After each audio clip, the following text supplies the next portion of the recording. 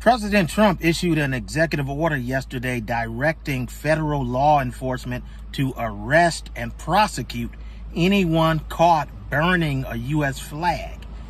People are scoffing at the idea, saying, ha ha ha, what he's doing is unconstitutional.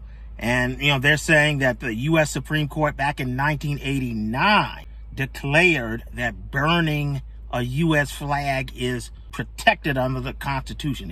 It's freedom of expression. But here's the thing. Just because a law is declared unconstitutional doesn't mean that the law goes off the books. The U.S. law that bans desecrating flags is still on the books. 18 U.S.C. section 700. It's still on the books. So what this means is Trump is instructing the executive branch to start enforcing this law again. That's what happens. The same thing with same-sex marriage. The Texas Constitution still defines marriage as a union between one man and one woman. Even though the U.S. Supreme Court declared same-sex couples are entitled to be married, Texas's Constitution still hasn't changed.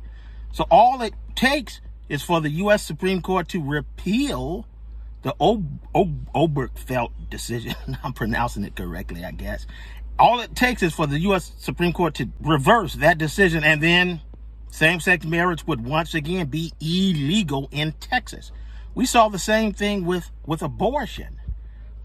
When the U.S. Supreme Court declared laws banning abortion as unconstitutional back in 1973, those laws stayed on the books.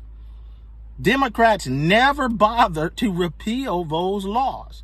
And so when the Supreme Court said, well, now states can ban abortion once again, those old laws going way back to the 1800s were back in effect again.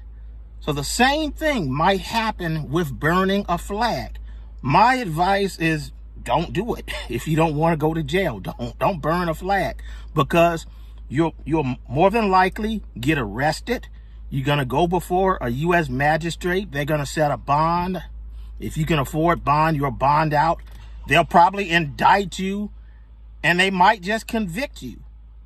And if it goes up to this U.S. Supreme Court, they might change their mind and say, oh, the decision in 89 was wrong. Now, people are saying that it's a 36-year precedent, right? Flag burning is protected speech. That's a 36-year precedent. Well, abortion rights were what? A 50-year precedent. And this court got rid of it. So I wouldn't be surprised at anything this court does. I wouldn't be surprised if they overturned Brown versus the Board of Education. So I would say if you're going to be an activist, be careful. And unless you plan on being a martyr and going to prison for the cause, my advice would be don't burn a U.S. flag.